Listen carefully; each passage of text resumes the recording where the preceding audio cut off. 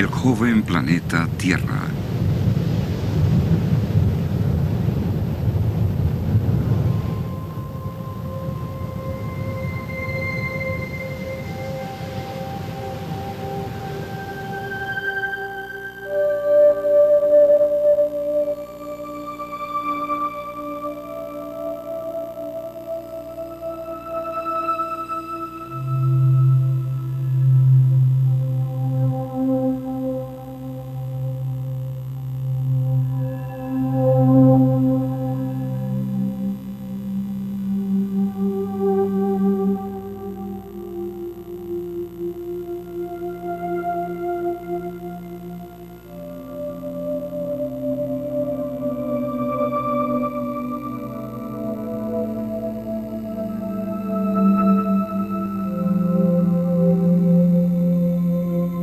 Por décadas, los científicos han propuesto la teoría evolutiva de los orígenes de una Tierra que se formó por el lento enfriamiento de masa fundida durante 4.500 millones de años para crear las rocas base de los continentes, los granitos. Sin embargo, ¿han considerado los científicos todas las evidencias en su teoría de una Tierra que evoluciona desde la antigüedad? ¿Y si hubiera evidencia en los mismos granitos que demostrara que se formaron rápidamente y no por un enfriamiento lento? ¿Y si hubiera evidencia de que estas formaciones sedimentarias que componen el Gran Cañón se depositaron rápida y no lentamente? ¿Y si hubiera evidencia de que el mismo cañón fue tallado en un corto tiempo por rápidos procesos erosivos? ¿Y si hubiera evidencia que revelara que el carbón y el petróleo pueden formarse rápidamente y son recientes? ¿Y si hubiera evidencia de que los dinosaurios existieron no hace millones, sino unos pocos miles de años? ¿Y si se descubriera que las leyes naturales, el pegamento que mantiene unido al sistema evolutivo, no puede explicarlo todo en la historia de la Tierra? Nos veríamos obligados a considerar otro modelo de historia de nuestro planeta, uno que reconozca la posibilidad de que las tasas de cambios geológicos en el pasado fueron mucho más elevadas de las que observamos actualmente. En este escenario tomaría mucho menos tiempo para que ocurrieran diversos eventos geológicos. Entonces tendríamos todos los ingredientes para concluir que la Tierra es de hecho bastante joven. Pero ¿hay alguna evidencia científica que desafíe la visión evolutiva de una Tierra antigua y apoye la de una Tierra joven? El científico Robert Gentry la ha encontrado. Mientras trabaja en el Laboratorio Nacional de Oak Ridge en Tennessee, ha publicado evidencia que desafía el largo periodo de tiempo de la historia de la Tierra. En 1977, la Red de Comunicación de Investigaciones publicó un innovador informe sobre los resultados de los trabajos del Dr. Gentry, el cual describe sus implicaciones de la siguiente manera. Las actuales leyes físicas pueden no haber gobernado el pasado. Las rocas fundamentales de la corteza terrestre, en vez de enfriarse y solidificarse durante millones de años, se cristalizaron casi instantáneamente. Algunas formaciones geológicas que se pensó tenían 100 millones de años, en realidad solo tienen algunos miles de años. Al apoyar estas proposiciones, y cualquier investigador nos lo dirá, toda la estructura histórica de las ciencias naturales se desvanecería y quedarían pocas certezas. Hasta la fecha, estas posibilidades y otras igualmente desafiantes han sido sugeridas en una extraordinaria serie de documentos publicados durante hace algunos años en las principales revistas científicas del mundo, Nature, Science y Annual Review of Nuclear Science, entre otras. Red de Comunicación de Investigaciones, Informe Importante, 1977. Parte de la investigación del Dr. Gentry, a la que se hace referencia en esta cita, pertenece a su trabajo con madera carbonizada en lo que se conoce como la Meseta de Colorado, una extensa región geográfica que abarca parte de Colorado, Utah, Arizona y Nuevo México. Por medio de un microscopio y un equipo de laboratorio más avanzado, analiza estas muestras de madera carbonizada para varios tipos de radioactividad.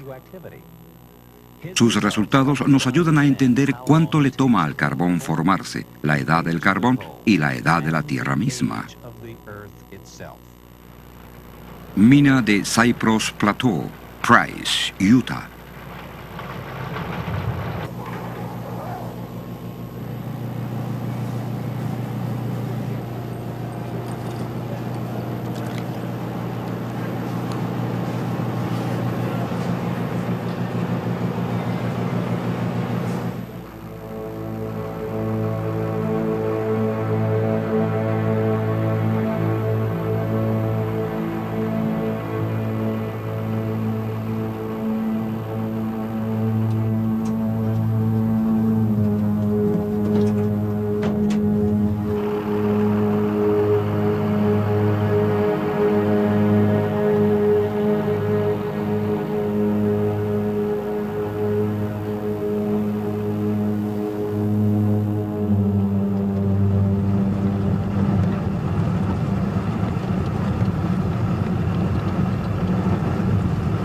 ...610 metros, 10 kilómetros bajo tierra.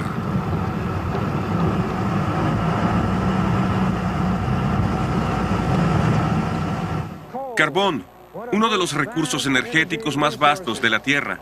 Antes de poder responder la pregunta sobre la edad del carbón y el tiempo de su formación, necesitamos responder a la pregunta ¿de dónde viene? Aquí en esta mina de carbón en Price, Utah, tenemos la respuesta. Aquí tenemos un tronco, casi completamente convertido en carbón. Hay miles de troncos como este en esta y en otras minas del área de Price. Este hecho nos indica que, dadas las condiciones adecuadas de presión, temperatura, agua y tiempo, esta madera y otra vegetación se convertirán en carbón. La pregunta es, ¿cuánto tiempo se requirió para que esto pasara? Robert Gentry y su hijo, David, socio en el trabajo de su padre, exploran este tema juntos. Para responder a esta pregunta, necesitamos ver muestras de madera carbonizada de minas de uranio, en vez de la madera carbonizada de una de las minas de carbón de Price, en Utah. Esta muestra de madera carbonizada proviene de la mina de uranio La Salle, en Utah. Su supuesta edad geológica es de aproximadamente 140 millones de años. Esta muestra de madera carbonizada proviene de una mina de uranio del área de Temple Mountain, aquí en Utah.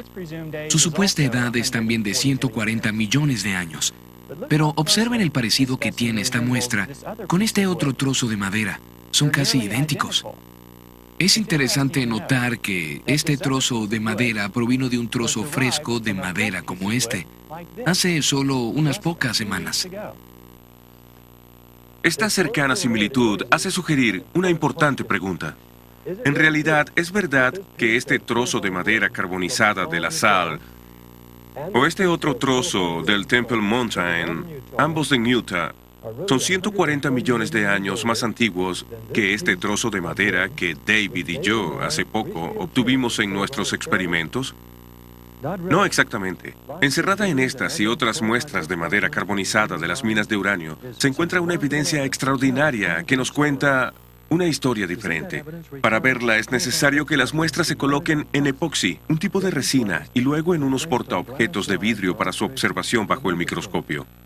Bajo el microscopio podemos ver decoloraciones producidas por partículas radioactivas expulsadas de diminutos centros. Algunos son circulares, otros elípticos, como puede verse en estas fotografías. Para formarse estos halos circulares y elípticos, necesitaron una secuencia especial de acontecimientos, en realidad tan especial que derriba completamente la idea de una edad antigua del carbón y apunta hacia su reciente formación, geológicamente hablando. ¿Qué tan reciente? En 1976 publiqué mis resultados sobre los estudios de estos troncos en la edición de Issue of Science del 15 de octubre de 1976. Esto es lo que decía ese informe.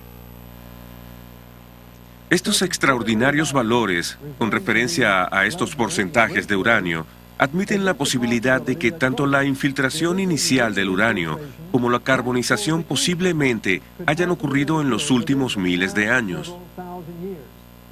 En otras palabras, estaba sugiriendo que el carbón se forma muy rápido, geológicamente hablando.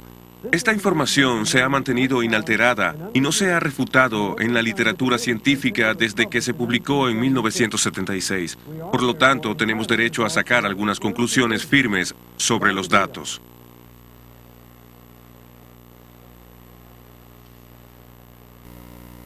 Los geólogos han supuesto que el Eoceno fue hace casi 60 millones de años, el Cretáceo hace 110 millones de años, el Jurásico hace 160 millones y el Triásico hace 225 millones. Pero los resultados que hemos presentado contradicen esa información, y lo que muestran es el entierro simultáneo de todas estas formaciones hace varios miles de años. Estos resultados pertenecen al origen y a la edad del carbón, donde quiera que se encuentre. Bahía de Catherine Hill, Australia.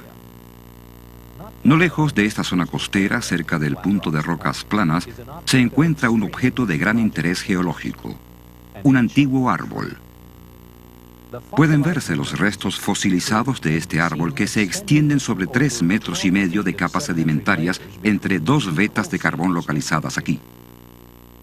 Hace años, cuando una compañía minera excavó las capas que cubrían el árbol, se podía ver que el pie del árbol se extendía hacia la parte más baja de la veta de carbón. Desde ese entonces, la parte inferior del árbol se ha separado.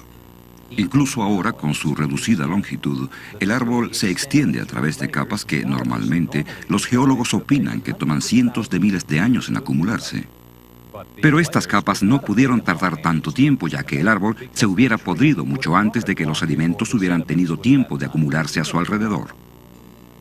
Más bien, este árbol es un testimonio mudo de su catastrófico entierro en al menos 2 secuencias de depósitos de ceniza volcánica. Como lo indica la evidencia, probablemente el árbol quedó enterrado en una serie de flujos de ceniza volcánica con muy poca separación entre uno y otro, similar, tal vez, al catastrófico entierro de miles de árboles en el monte St. Helens en el estado de Washington. Pero si el carbón se formó rápidamente, esperamos ver lugares donde los geólogos han encontrado grandes dificultades para explicar su origen, por la lenta acumulación de vegetación. Así que veamos de cerca la evidencia de la formación del carbón, como ocurre en la espectacular cuenca del río Powder en Wyoming y Montana.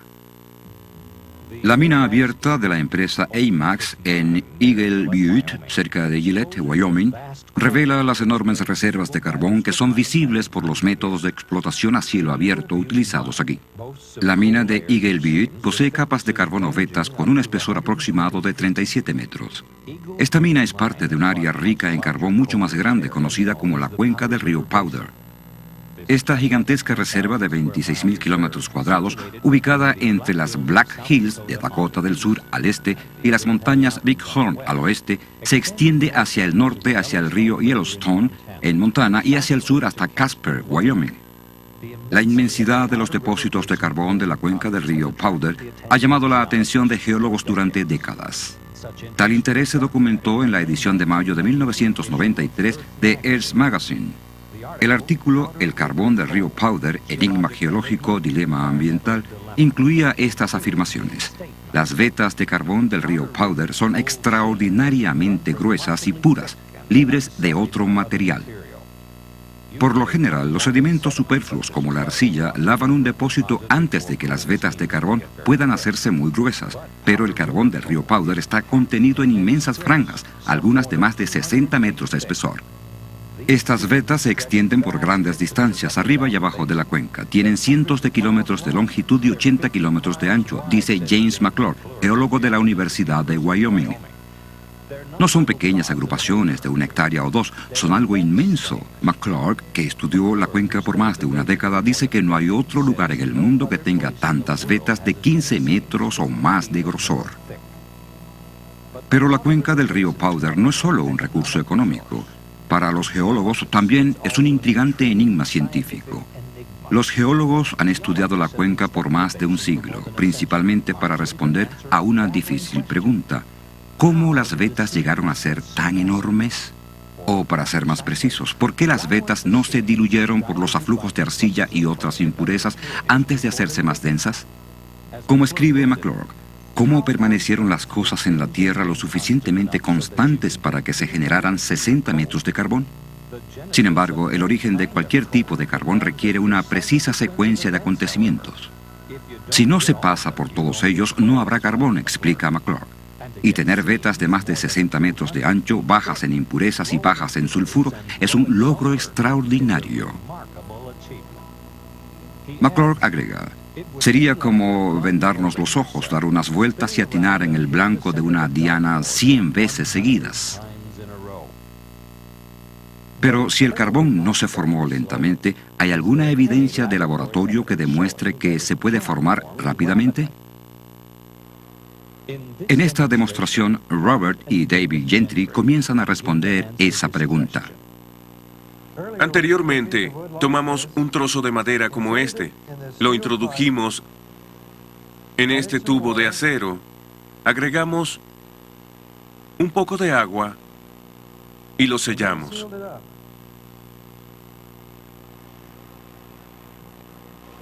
El próximo paso es colocarlo en un horno a más o menos 160 grados centígrados por 2 semanas.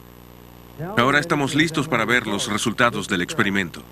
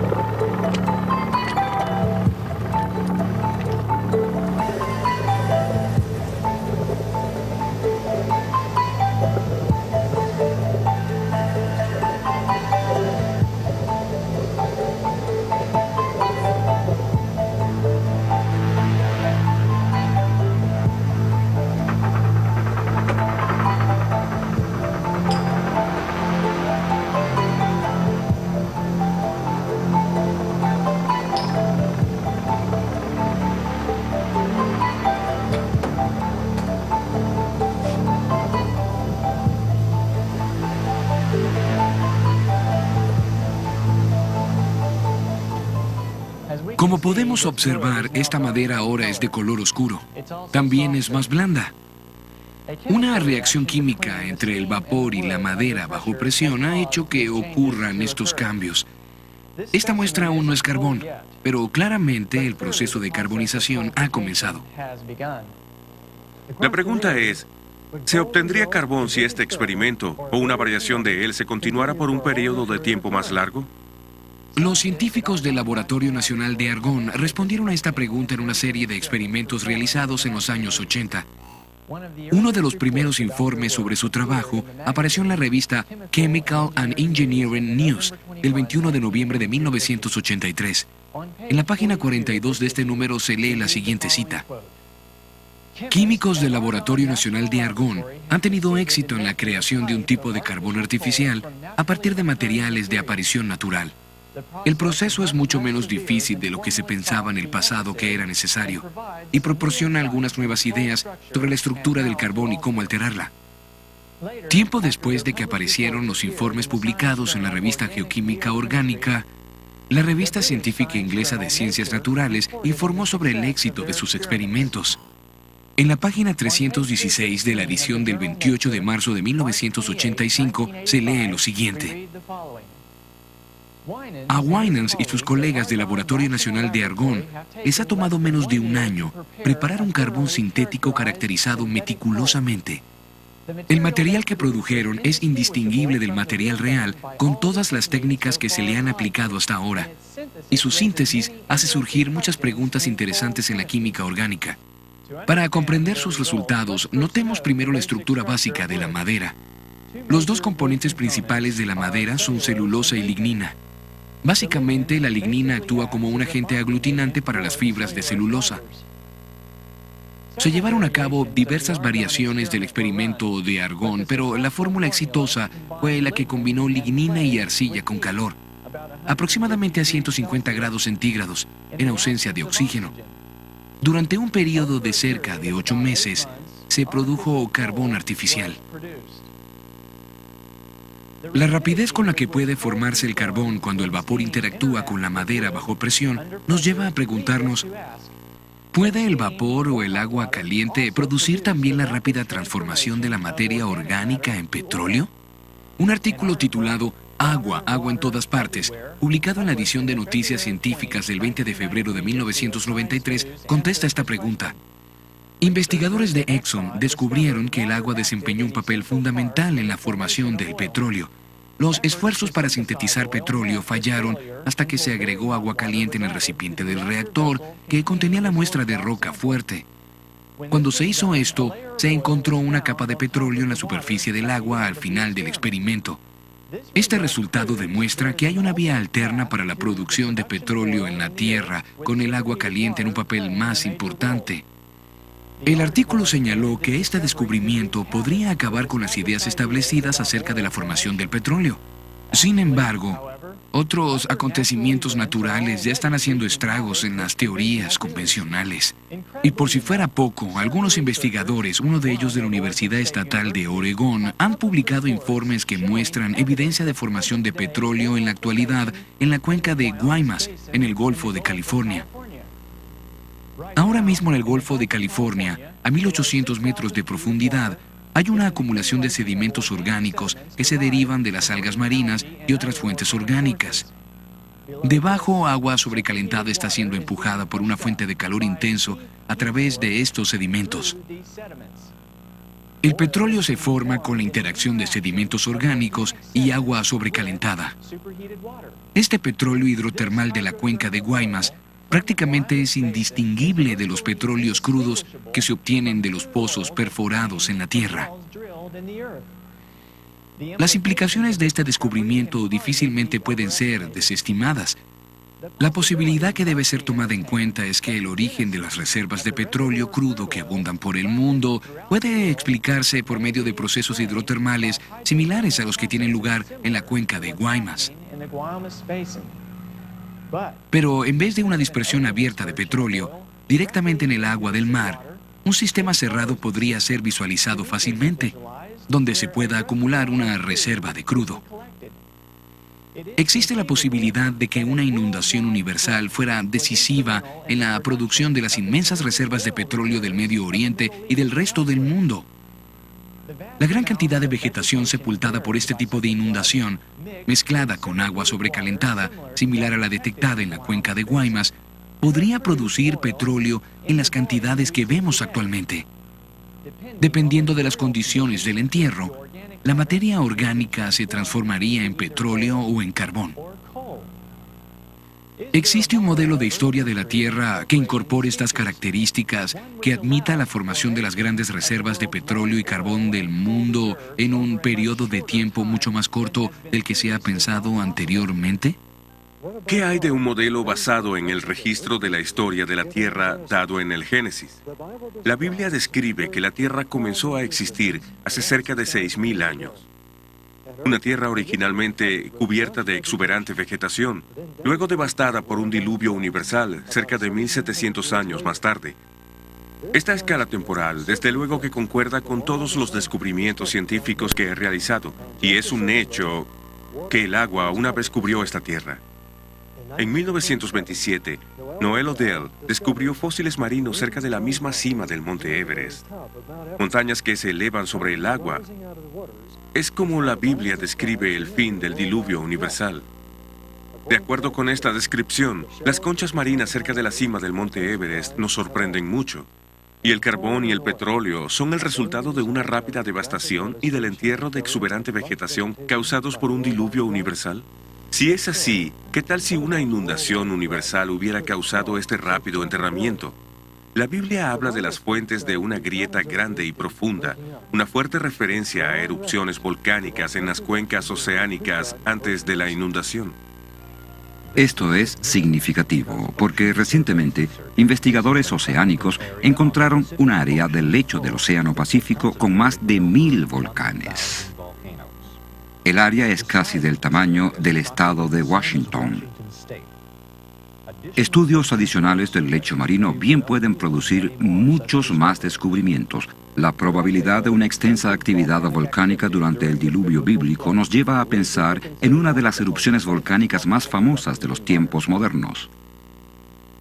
El 18 de mayo de 1980, un gigantesco deslizamiento de tierra en el monte St. Helens, Washington, vino acompañado por una explosión equivalente a 20 millones de toneladas de dinamita.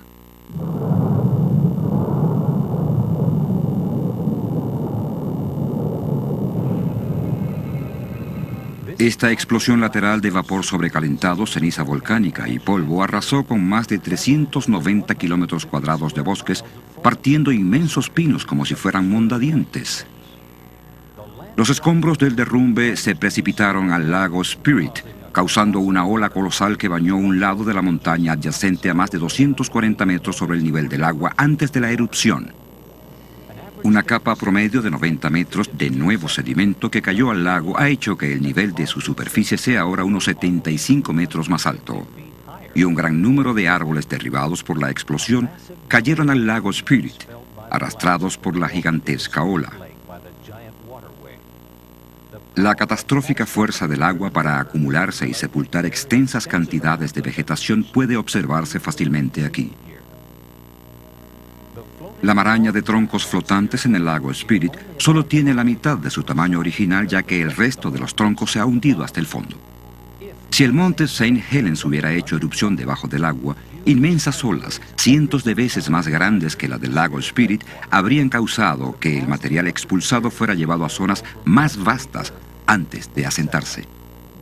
Si cientos de estos volcanes estaban activos, podemos comenzar a imaginarnos los destructivos efectos que un diluvio universal habría tenido en la topografía del planeta.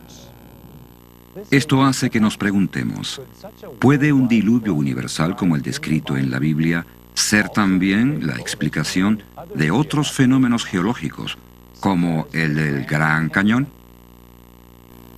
Algunos geólogos nos habrían dicho que los depósitos sedimentarios se asentaron durante muchos millones de años, lo que simplemente no es verdad. El hecho es que la geología del Gran Cañón encaja en un modelo que se basa en el suceso de un diluvio universal. En un intento por saber de dónde vinieron las aguas de la inundación, a dónde fueron después del aluvión y qué acontecimientos geológicos ocurrieron mientras duró, recurrimos al Dr. Walter Brown, antiguo jefe de los estudios de ciencia y tecnología en el Air War College y profesor titular de la Academia de la Fuerza Aérea de Estados Unidos. Su desarrollo de la teoría de las hidroplacas proporciona la clave que descubre muchos misterios sobre el diluvio y sus efectos. En nuestro planeta podemos ver 17 aspectos muy extraños que hoy pueden explicarse sistemáticamente como resultado de un cataclismo, un diluvio universal cuyas aguas salieron expulsadas de cámaras subterráneas con una liberación de energía que excedía la explosión de 10.000 millones de bombas de hidrógeno. Esta explicación nos demuestra la rapidez con que se formaron las principales montañas. Explica los depósitos de carbón y petróleo, la rápida deriva continental, por qué los lechos oceánicos tienen enormes fosas y cientos de cañones y volcanes. Explica la formación de estratos divididos en capas y la mayoría de los registros fósiles, las llamadas edades de hielo y los principales cañones, especialmente el Gran Cañón. Quizás la Tierra antediluviana tenía un inmenso supercontinente que contenía exuberante vegetación, mares, ríos y montañas menores. De acuerdo con la teoría de las hidroplacas, la Tierra antediluviana tenía mucha agua subterránea, cerca de la mitad de la que hay en nuestros océanos actualmente. Esta agua estaba en cámaras interconectadas que formaban una concha esférica de unos 800 metros de grueso, quizás a 16 kilómetros por debajo de la superficie terrestre. El incremento de la presión en la cámara subterránea expandió la corteza como se expande un globo cuando aumenta la presión en su interior. La falla en la corteza comenzó con una fisura microscópica que aumentó en ambas direcciones a cerca de 5 kilómetros por segundo. La grieta que siguió el camino de menor resistencia rodeó el planeta en aproximadamente 2 horas. Cuando la grieta se desplaza por la Tierra, la corteza sobre ella se abrió como el rasgón de una tela muy estirada. El agua subterránea estaba bajo extrema presión, debido al peso de 16 kilómetros de roca presionando hacia abajo. así que el agua salió violentamente de la rotura. Los cálculos demuestran que estas fuentes de agua de la grieta que rodeaba el planeta salieron propulsadas de manera supersónica a más de 30 kilómetros hacia la atmósfera. La rociada de esta enorme fuente produjo lluvias torrenciales que la Tierra no había experimentado antes ni experimentado desde entonces. La Biblia afirma que todas las fuentes del gran estallido se abrieron en un día. Y describe estos eventos hace cerca de 4.500 años. Ahora podemos unirlos científicamente por orden de causa y efecto en la teoría de las hidroplacas. Las fuentes de la Gran Grieta y el vapor en expansión produjeron violentos vientos y parte del agua que salió expulsada por encima de la helada estratosfera se congeló en cristales de hielo sobreenfriados y se formaron inmensos depósitos de hielo que sepultaron, asfixiaron y congelaron instantáneamente a muchos animales. El agua a alta presión erosionó la roca en ambos lados de la grieta e incluso arrojó los contenidos calizos de muchos mares antidiluvianos. Grandes cantidades de sedimentos de esta agua turbia se asentaron en todo el planeta. Estos sedimentos atraparon y sepultaron plantas y animales, lo que formó el registro fósil. La vegetación arrancada por la inundación se desplazó a regiones donde se acumuló y rápidamente se convirtió en carbón y petróleo por procesos que hoy en día podemos reproducir en el laboratorio. Los experimentos demostraron que cuando la erosión ensanchó la grieta, su grosor se hizo tan grande que la roca comprimida debajo de la cámara subterránea se levantó, dando origen a la dorsal media oceánica que envuelve a la Tierra como la costura de una pelota de béisbol. Las placas continentales, las hidroplacas, aún con agua lubricante debajo de ellas, se desplazaron hacia abajo, lejos de la emergente dorsal media atlántica. Después de que las inmensas placas continentales alcanzaron una velocidad de unos 70 kilómetros por hora, chocaron entre ellas, se comprimieron, se aplastaron, se condensaron y se doblaron. Las porciones de hidroplacas que se levantaron formaron montañas. Las que se combaron hacia abajo formaron fosas oceánicas. Por eso sus aspectos por lo general van paralelamente con los de las dorsales oceánicas de las que se alejaron. Las hidroplacas que se alejaban de las dorsales oceánicas abrieron cuencas oceánicas muy profundas, en las cuales se aislaron las aguas de inundación. Todas las cuencas continentales quedaron llenas de agua, lo que produjo muchos lagos postdiluvianos. Todo lago que se formó por la lluvia o por la desembocadura de agua en alturas mayores se derramó en el punto más bajo de su margen. Esto erosionó la pequeña abertura de su borde, permitiendo que fluyera mucha más agua a través de ella, lo que cortó más rápida y profundamente los sedimentos blandos depositados por la inundación. Este proceso se aceleró hasta que toda el agua de los lagos se vertió a través de una profunda abertura, formando un cañón. El más grande de todos fue el Gran Cañón. El norte y el este del Gran Cañón era un enorme lago que he identificado y nombrado Gran Lago. El vertido liberó más agua que los 5 grandes lagos juntos. El Gran Lago se derramó, erosionó su embalse a 30 kilómetros de Page, en Arizona, y formó de manera catastrófica el Gran Cañón, en cuestión de semanas. La rápida deposición de los depósitos por la acción de las mareas significa que hubo poco tiempo para que ocurriera la erosión entre capas sucesivas. Sobre la escala del largo período visualizado por la teoría evolutiva, debería haberse encontrado evidencia considerable de erosión y de relleno por formaciones geológicas sucesivas durante el clima que se esperaba por millones de años. Las capas geológicas del Gran Cañón son extraordinarias porque muestran poca o ninguna evidencia de erosión entre capas diferentes. En lugar de eso, vemos capas que tienen mucha más coherencia con la rápida deposición visualizada por el modelo de la gran inundación. La erosión no ocurrió hasta que todas las capas se habían depositado. ¿Qué tan rápidamente pudo ser erosionado el cañón?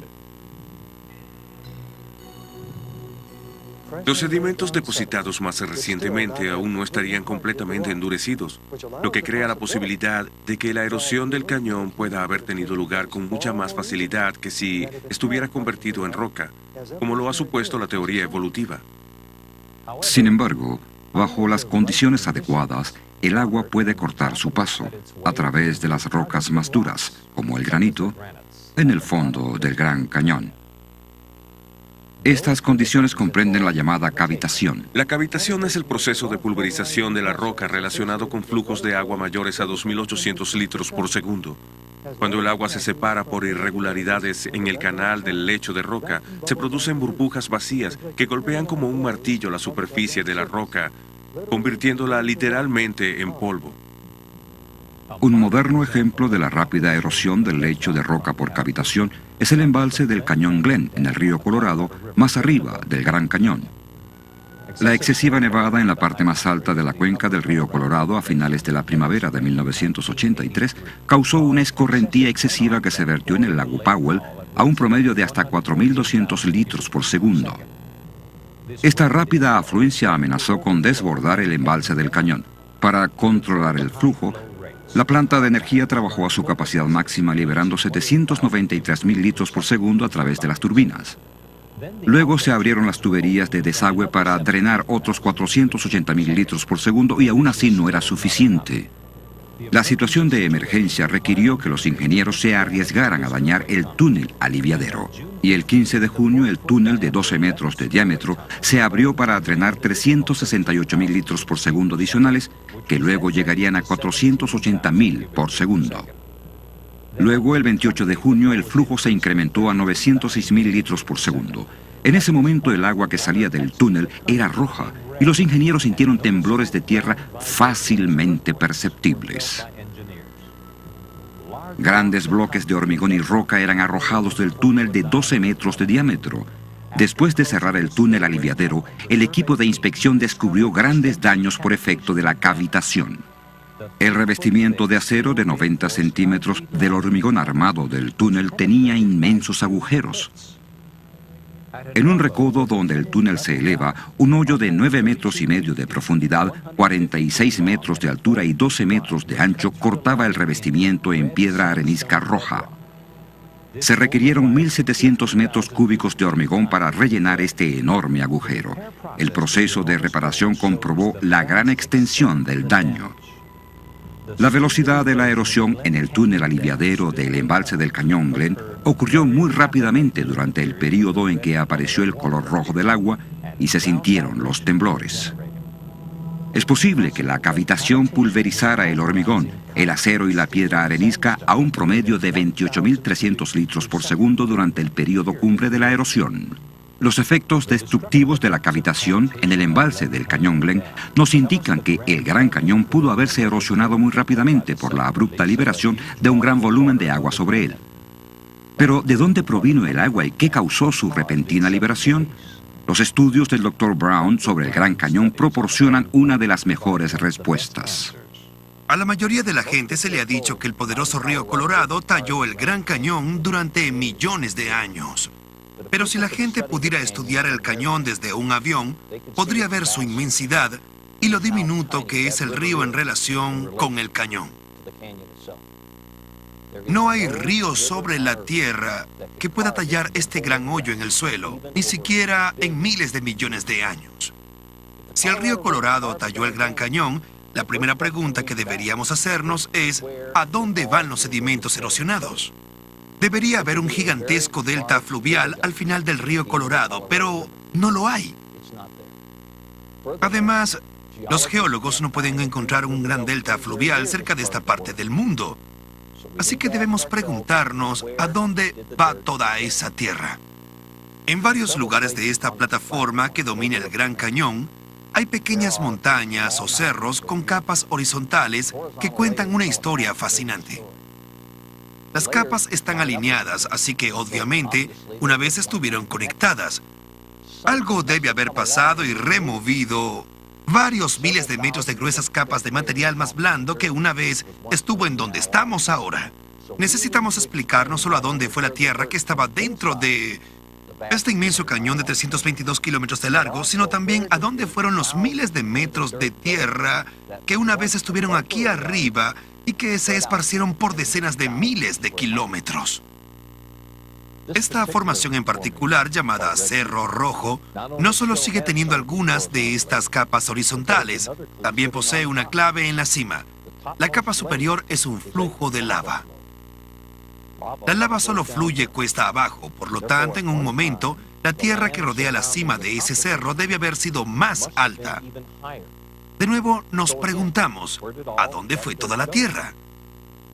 Catastróficamente, el Gran Lago se desbordó y erosionó su embalse, formando el Gran Cañón hacia el sudeste en unas pocas semanas. Otro gran lago postdiluviano, reconocido por los geólogos, una vez estuvo cerca de aquí, el lago Hopi. Cuando el Gran Lago se desbordó catastróficamente, creo que erosionó el límite oeste del lago Hopi, haciendo que este también se desbordara. ¿A dónde fue toda la tierra? Fue esparcida rápidamente sobre el sur de Arizona y sobre parte de California y de Nevada. La evidencia que apoya el diluvio universal bíblico de hace unos 4.300 años ya está montada. Para el Gran Cañón, el diluvio explica cómo las capas sedimentarias rápidamente se depositaron cuando las aguas aumentaron y cómo fueron erosionadas rápidamente cuando las aguas se retiraron. También hemos visto a dónde fue toda la tierra y hemos visto la evidencia del rápido entierro de la vegetación antediluviana para producir el carbón y el petróleo actuales. Ahora veremos evidencia fósil del rápido entierro de las formas de vida antediluvianas. De hecho, algunas de las evidencias más extraordinarias de la rápida deposición de los sedimentos de la inundación vienen de fósiles bien preservados encontrados en ciertas partes del planeta. Quizás la mayor evidencia fósil del rápido entierro de plantas y vida marina se encuentra en el suroeste de Wyoming, en el Monumento Nacional Fossil Butte. Durante los últimos 100 años, científicos y coleccionistas han recolectado miles de fósiles casi perfectamente preservados de sitios dentro del monumento, en especial aquí en el Cerro Fossil Butte. Es una colección increíblemente variada de tortugas fósiles, frondas de palma, cocodrilos, hojas, insectos, ramas con frutos secos que permanecen intactos. Incluso hay rayas fósiles cuyos esqueletos de cartílago son conocidos por desintegrarse rápidamente y que demuestran que en realidad ese entierro de todas las formas vivientes fue bastante rápido. Pero esto no es todo.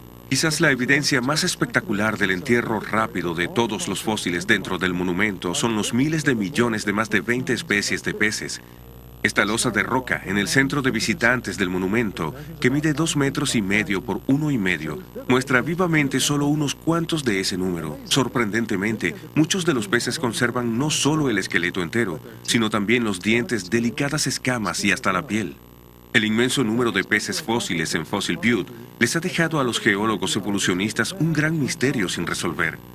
En 2 secciones tituladas Condiciones ideales para la creación de fósiles y Misterios sin resolver del folleto del Parque Nacional Fossil Butte, se revelan las contradicciones que resultan cuando se utiliza un período terrestre antiguo para explicar el rápido entierro. Por un lado, especulan sobre la existencia de un lago en el que muchos animales y plantas probablemente murieron de manera natural. Por el otro, la evidencia obliga a concluir que en varias ocasiones inmensas cantidades de peces murieron súbitamente. Luego, el folleto iguala esas varias ocasiones con el rápido entierro por precipitación de carbonato de calcio, el mineral fundamental que contiene fósiles año tras año por cientos de miles de años. Realmente este es un escenario increíble. Tener este inmenso número de peces que se reprodujeron en un corto tiempo solo para ser exterminados por una catástrofe un año más tarde aproximadamente. Y esto se repetiría varios cientos de miles de veces. Desde hace tiempo, los paleontólogos deberían haber visto la falacia en este escenario, por ninguna otra razón más que por las frondas de palmas fósiles hermosamente preservadas. Así de simple, las palmeras no crecen en el agua y las brisas suaves no arrancan sus frondas. Solo una catástrofe de enormes proporciones puede explicar los fósiles perfectamente preservados en Fossil Butte. Las rocas en las que están son principalmente de carbonato de calcio, como muchas en el Gran Cañón. Todas tienen una fuente común: la interacción de gases volcánicos con cal arrojados desde las cuencas de los mares antediluvianos. Esta concordancia, junto con la evidencia de la rápida deposición y el entierro, nos indica plenamente que Fossil Butte y el Gran Cañón se originaron en el mismo gran acontecimiento, la catástrofe del diluvio universal. ¿Pero hay alguna otra evidencia que pudiera comprobar que Fossil Butte es solo tan antiguo como el diluvio? La respuesta es sí. Repetidas veces, los geólogos han identificado el sitio de Fossil Butte como perteneciente al Eoceno, que presumen fue hace 50 o 60 millones de años. Pero ya hemos visto en mis estudios de la madera carbonizada y en la gráfica sobre la caída de los periodos geológicos que el Eoceno encaja en el esquema de un diluvio universal hace solo algunos miles de años. Así que no hay duda de que todo el suceso de Fossil Butte encaja solo dentro del esquema de una inundación universal y de una Tierra muy joven. Y eso es todo. No todo quedó sepultado el primer día de la inundación. Las aguas estuvieron aumentando por 40 días. Los animales terrestres, lo suficientemente grandes para sobrevivir un poco más, dejaron registro de sus esfuerzos por escapar de las aguas en aumento. Este registro está en el carbón y es verdaderamente fascinante.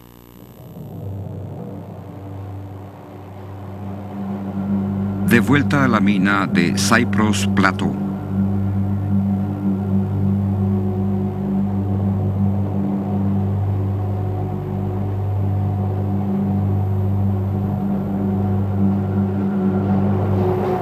Huellas de dinosaurio en carbón.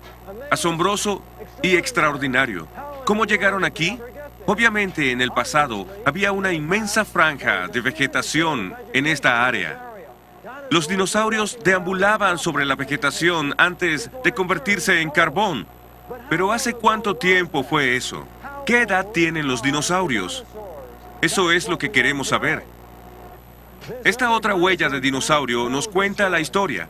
Está justo al lado de uno de esos troncos carbonizados de esta mina de carbón de Price en Utah. En realidad, está a solo 30 metros de los troncos carbonizados que vimos anteriormente. Así que sabemos que cualquiera que sea la edad de la madera carbonizada, los dinosaurios eran del mismo período.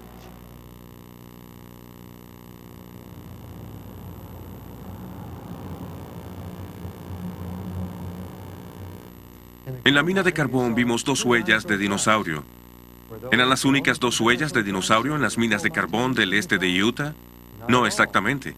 Aquí en el Instituto del Museo Prehistórico del Este de Utah, miren lo que se ha sacado de esas minas de carbón. Miren todas estas huellas de dinosaurio, de diferentes tamaños. Algunas de dinosaurios carnívoros, otras de herbívoros. ¿Por qué estaban todas juntas? Para contestar esta pregunta, miremos el mapa del fósil de la mina Kenilworth. Dice que hay al menos 8 tipos de huellas diferentes en 100 metros de la superficie del techo de las minas. Aquí en el mismo mapa podemos ver las huellas y los troncos carbonizados. De acuerdo con el letrero, estos dinosaurios deambulaban por un pantano. El sentido común nos dice que eso no puede ser verdad. No hay pantanos en el mundo que preserven estas huellas. Todos estos dinosaurios estaban juntos por una razón. Estaban tratando de escapar de las aguas en aumento de la inundación universal.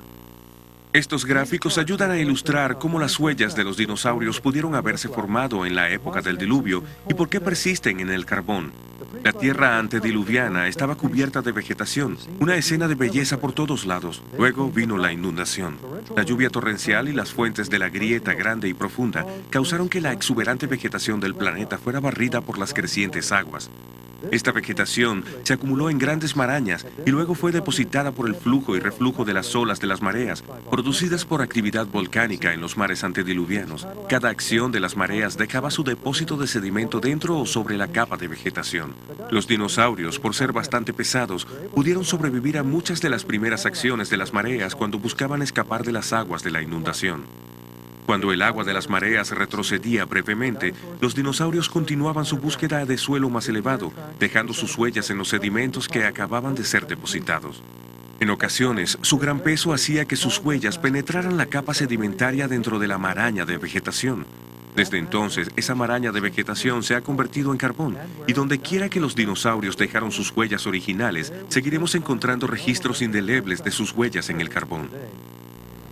Monumento Nacional del Dinosaurio, Vernal, Utah. Si todos estos dinosaurios fueron congregados y barridos por las aguas, también esperaríamos que estuvieran sepultados juntos. Y de hecho, aquí en el Monumento Nacional del Dinosaurio en Vernal, Utah, vemos un gigantesco cementerio de dinosaurios fósiles.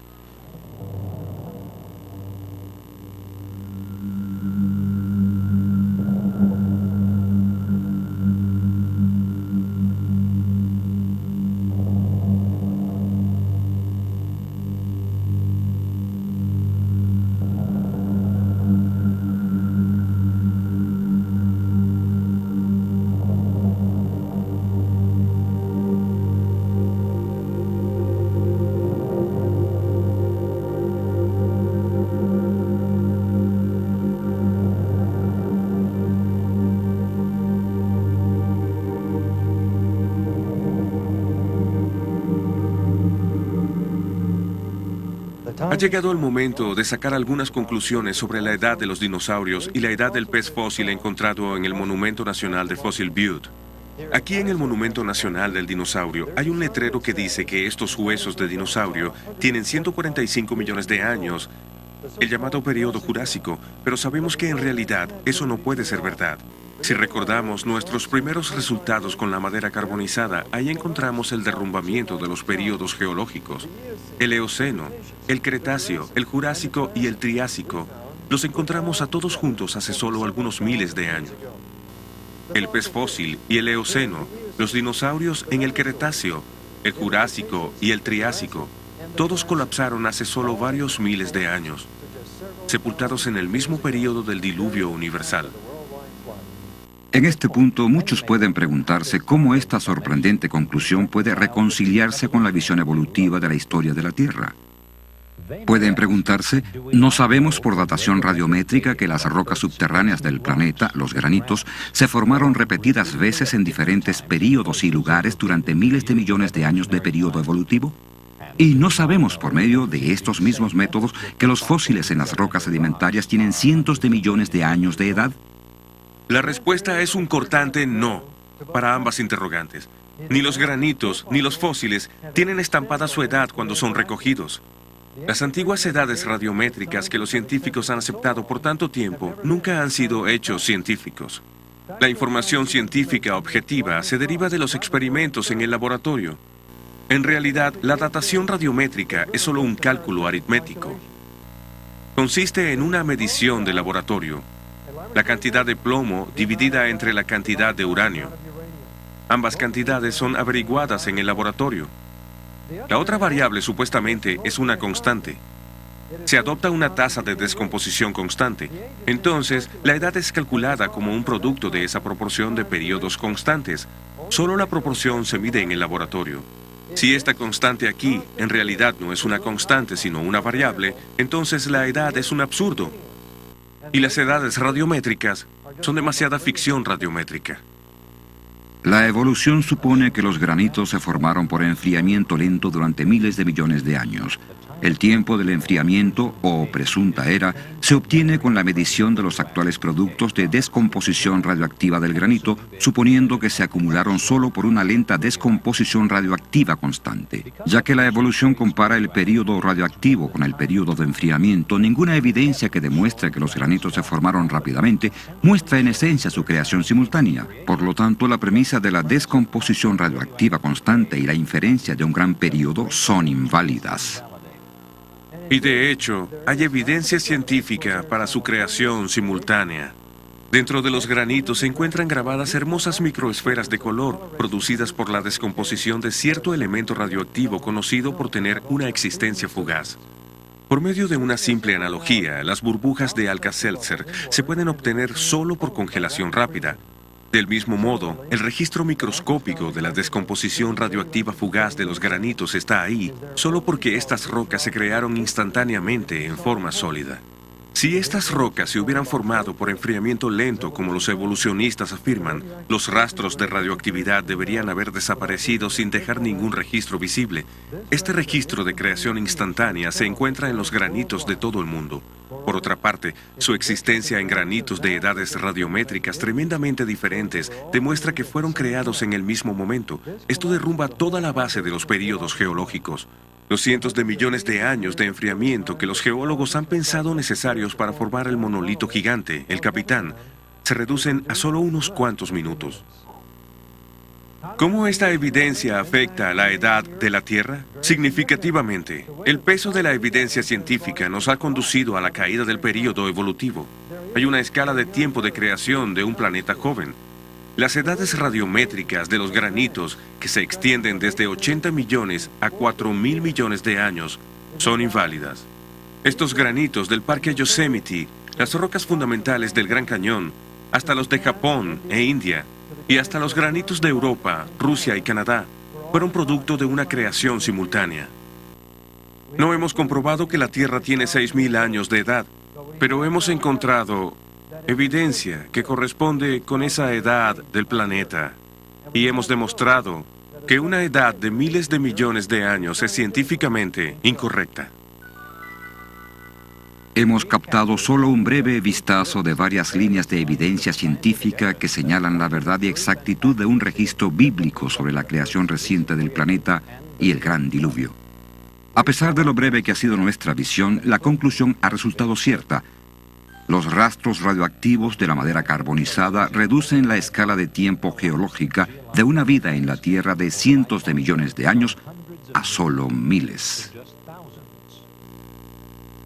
El suceso de un diluvio universal explica la rápida acumulación de vegetación responsable de las inmensas reservas de carbón y petróleo de la Tierra.